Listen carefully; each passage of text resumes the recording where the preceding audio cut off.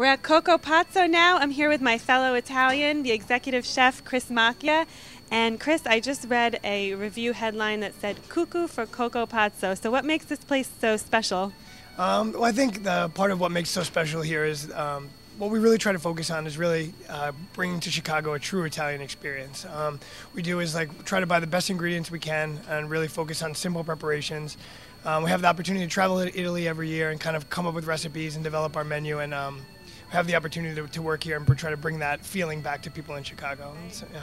That's great, and you're participating in Restaurant Week, obviously, lunch and dinner.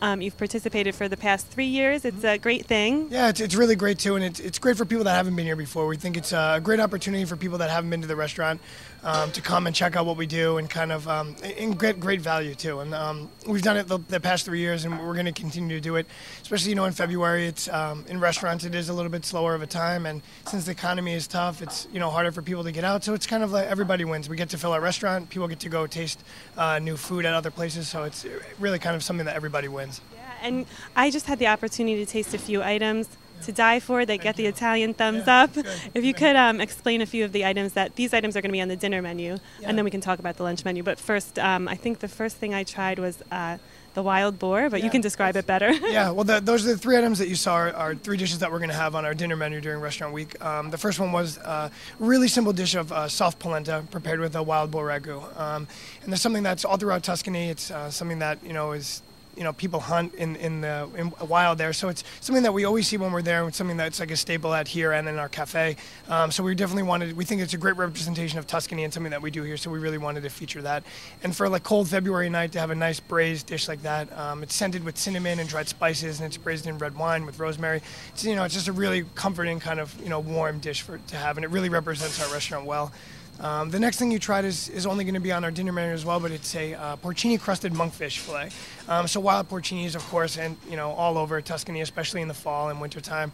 What we do is we actually take dried porcinis that we have imported here, and we make a fine powder in a coffee grinder, and we roll the monkfish tail in the porcini and roast that in the oven.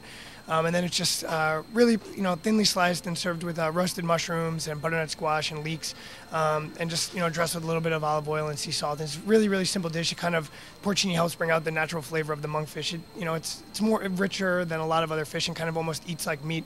So we think that, pairing that with mushrooms is a heartier dish. And again, for, winter thing. Yeah, and we really wanted to do things that people might not see in other places. And also, not just give simple salads and pastas, kind of give something more that people will come here and kind of see more what we're about for the dollar that they're spending when they come here. And then the dessert you tried was the panna cotta, classic Italian dessert. That's one of our signature dishes here at Coco Pazzo. It's vanilla custard that's eggless, so a little bit on the healthier side, and just served with fresh berries and caramel sauce. That's one of the dessert options that we'll have for both dinner and lunch as well. They were amazing. And if we come for lunch, what are some of the highlights on the lunch menu? I know we're going to do a pizza that we'll have on the lunch menu. So, something that we do at lunch. We have a beautiful wood-burning oven here in the restaurant, so we wanted to feature that as well. We also have on our it's on our dinner menu now, but we're going to do it for Restaurant Week during lunch. We're curing our own salmon. We're getting wild king salmon. We're curing it in-house with a mixture of salt. That's an endeavor. Yeah, and it'll be really nice, too, and it gets for people to see some of the things we do here. It's going to be served with some shaved fennel and citrus, some, winter kind of flavors. But it'll be a little, the lunch menu, we really wanted to focus on kind of lighter preparation so people, can have a little. So they can come back for dinner. Yeah, exactly, and try the heartier dishes for winter, yeah. Mm-hmm. How did you come up with the items on each menu? Well, it was, I think, a combination of signature dishes of the restaurant plus featuring some things that we're really excited about on our current menu, and then using things that are seasonal and things that we think would hopefully bring people back to the restaurant in the spring and summer as well. Mm-hmm. Well, everything was delicious.